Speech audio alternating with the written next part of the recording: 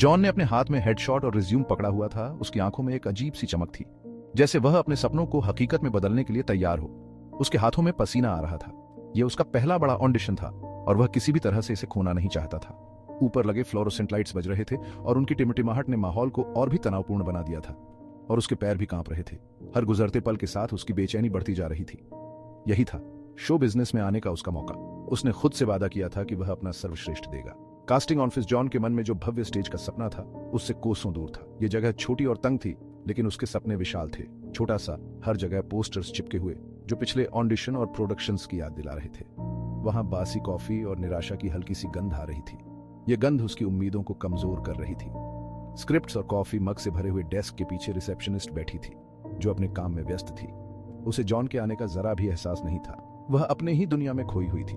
उसने नीले रंग के बाल और हेडफोन पहने हुए थे और वह किसी धुन पर अपना सिर हिला रही थी। उसकी धुन में खोई हुई वह जॉन की उपस्थिति से अनजान थी। Excuse me. रिसेप्शनिस्ट अपना काम करती रही। उसकी उंगलियां डेस्क पर ताल बजा रही थी। जॉन ने फिर से कोशिश की। उसकी उंगलियां डेस्क पर ताल बजा रही थी। जॉन ने फिर से कोशिश की। Excuse me. अरे बाप रे भाई, मुझे तो तुमने डरा ही दिया। कैट फूड वाले विज्ञापन के लिए आए हो? नहीं, मैं प्ले के लिए आया हूँ। ऑडिशन। डायरेक्टर आज लेट है, हमेशा की तरह। बैठ जाओ आराम से। यह सुनकर जॉन ने राहत की सांस ली। हमेशा की तरह बैठ जाओ आराम से। यह सुनकर जॉन ने राहत की सांस ली। जॉन ने रूम में देखा। वहां पहले से ही कुछ लोग इंतजार कर रहे थे। बैठने के लिए सिर्फ एक टेढ़ा स्टूल और एक बीन बैग चेयर था जो बहुत पुराना लग रहा था। उसने सोचा कि शायद स्टूल बेहतर विकल्प होगा। उसने स्टूल पर बैठना चुना और सावधानी से उस पर बैठ गया। वह जानता था कि यह इंतजार लंबा हो सकता है और सावधानी से उस पर बैठ गया। वह जानता था कि यह इंतजार लंबा हो सकता है, लेकिन वह तैयार था। जैसे ही जॉन को अपनी चुनी हुई सीट पर अफसोस होने लगा, एक दरवाजा खुला और एक लंबा चौड़ा आदमी बाहर आया। यह डायरेक्टर ही होगा, जिसके चेहरे से कलात्मक मिजाज और कॉफी की सांसों की गंध आ रही थी। उसने रूम में देखा। उसके चेहरे पर बोरियत और घृणा के भाव थे। तो ये हैं वो लोग जो मेरे स्टेज की शोभा बढ़ाना चाहते हैं। जॉन उसकी नजरों से बचने की कोशिश करने लगा। उसका पहले से ही कमजोर आत्मविश्वास और भी कमजोर होता जा रहा था। आपके लिए नया माल में थॉम्पसन। मेरे रिजेक्शन फाइल के लिए नया चारा। चलो इसे खत्म करते हैं। सबसे पहले कौन है? जॉन का दिल जोर जोर से धड़कने लगा। यही मौका था, उसका मौका। वह स्टूल से उठा। उसके पैर नए जिराफ की तरह कांप रहे थे। जॉन डायरेक्टर के पास गया। उसके हाथ में रिज्यूम कांप रहा था। यह उसका सबसे बड़ा मौका था और वह इसे किसी भी कीमत पर गंवाना नहीं चाहता था। जॉन स्मिथ के रोल के लिए। उसकी आवाज धीमी हो गई, जैसे किसी ने उसकी आवाज को दबा दिया हो। उसका दिमाग एकदम खाली हो गया। कौन सा रोल था? वह याद करने की कोशिश कर रहा था। हाँ, जॉन स्मिथ, मुझे याद दिलाओ। आज आप हमें अपनी उपस्थिति से क्यों नवाज रहे हैं? मैं एक एक्टर हूँ। मैं इस रोल के लिए ऑडिशन देने आया हूँ। उसने ऐसा कहा जैसे ये कोई सवाल हो, जैसे उसे खुद पर यकीन नहीं था। वह सोच रहा था कि क्या वह इस मौके के लिए तैयार है। हाँ जॉन, मुझे इतना तो समझ आ गया, लेकिन आपको क्या लगता है कि आप इस रोल के लिए सही हैं? क्या आपके पास वह सब है जो इस किरदार को निभाने के लिए चाहिए?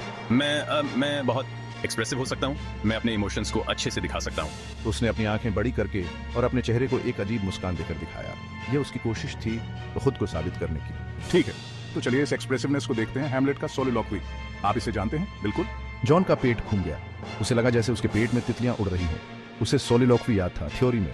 उसने इसे कई बार पढ़ा था, लेकिन इस डरावने डायरेक्टर के सामने इसे सुनाना बिल्कुल अलग बात थी। यह उसका असली इम्तिहान था। जॉन ने गहरी सांस ली और लाइन्स याद करने की कोशिश की। To be or not to be, that is the... वह रुक गया। उसका दिमाग खाली हो गया। मिया थॉम्पसन ने बेसब्री से अपने पैर पटके। उनकी नजर जॉन पर टिकी हुई थी। घबराहट में जॉन ने इम्प्रोवाइज करने का फैसला किया। To be or not to be, उसने अपनी उंगलियां बजाते हुए और एक काल्पनिक बीट पर अपना सिर हिलाते हुए कहा, That is the question yo, like chill करना कूल है या...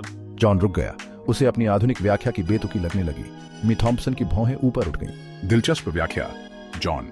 हालांकि मुझे संदेह है कि शेक्सपियर ने हैमलेट को एक बीट बॉक्सिंग फिलोसोफर के रूप में देखा होगा। जॉन के गाल शर्म से जलने लगे। वह चाहता था कि वह जमीन में समा जाए। मिया थॉम्पसन ने एक गहरी सांस ली और जॉन को उसकी परेशानी से निजात दिलाने का फैसला किया। यह एक कठिन निर्णय था, लेकिन आवश्यक था। ठीक है, बस इतना ही काफी है। चलो कुछ इम्प्रोवाइजेशन करते हैं। ये देखना दिलचस्प होगा कि आप इस चुनौती को कैसे संभालते हैं। जॉन, आप एक पेड़ हैं, जंगल में खड़ा एक विशाल ओक का पेड़। मुझे दिखाओ कि आप इस भूमिका में कैसे ढलते हैं। जॉन ने पलकें झपकी। एक पेड़?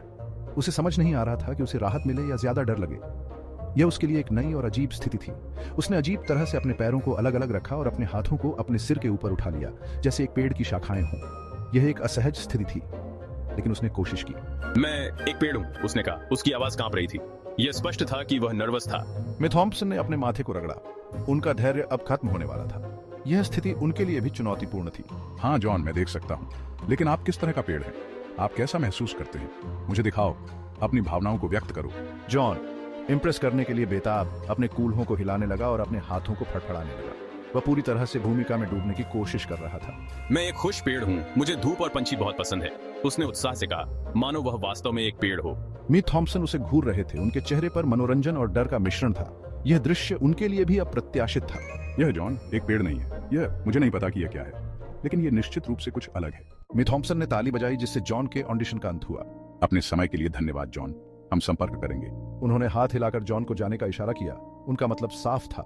जॉन निराश होकर वापस अपनी सीट पर चला गया, दूसरे एक्टर्स की मुस्कुराती नजरों से बचता हुआ। जैसे ही वह स्टूल पर बैठ गया, रिसेप्शनिस्ट उसके पास आई। उसकी आंखों में शरारत थी। चिंता मत करो जानू, उसने धीरे से कहा। मुझे लगता है कि आपके चांस बहुत अच्छे हैं। जॉन ने एक कमजोर मुस्कान दी। उसे यकीन नहीं था, लेकिन हाँ, कम से कम उसने कुछ मनोरंजन तो किया था, और शो बिजनेस की दुनिया में शायद यही शुरुआत थी।